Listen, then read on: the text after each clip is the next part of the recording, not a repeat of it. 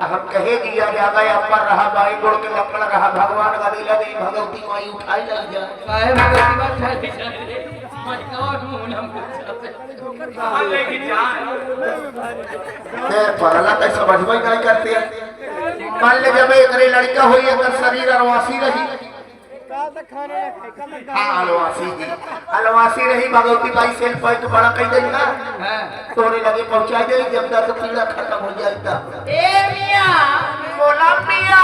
काहे बुलाया मियां नहीं आ मियां सब दिन लेके जाए वाली है मियां खुरुल्ली चिकवा अच्छा गांव खसी बद्धी कर ए देखा हां तनी तनी बातें गुस्सा जा देख ना लगे नहीं काहे बुलाया साफ साफ बताते काहे देखा जब आई हो तो पहले अपन दिखावा का दिखाई दे दिल खोल के का दान दान फिर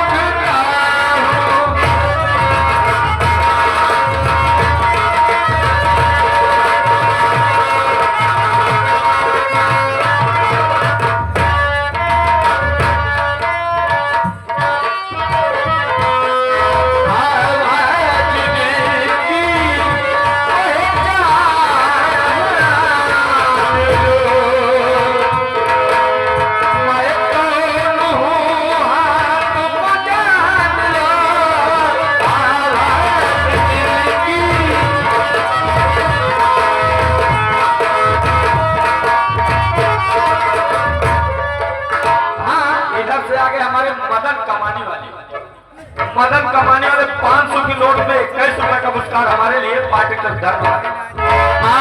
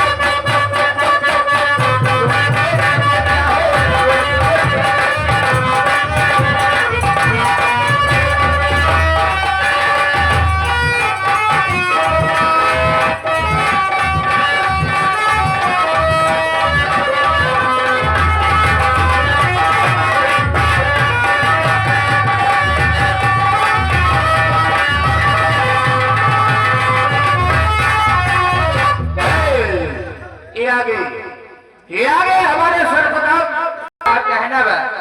इधर हमारे मदन भाई आए हैं और उधर हमारे चाहने वाले खड़े हमारे गुंजन प्रधान जी आए हैं। सभी की सेवा में कहना है कैसे मास्टर साहब हर पेटरो भाई बैठा हाँ। लेकिन हम तो उसी कुछ जाने चाहिए अब एक शर्त पर हम गाना तो सुनाओ इनका सब जने सुनाओ नहीं हमका इस संगीत के नाम बताए तो तभी गाना सुनाओ नहीं तो ना सुनाओ जाते ही घरे कौन शर्त है बताओ हियावा का शर्त बा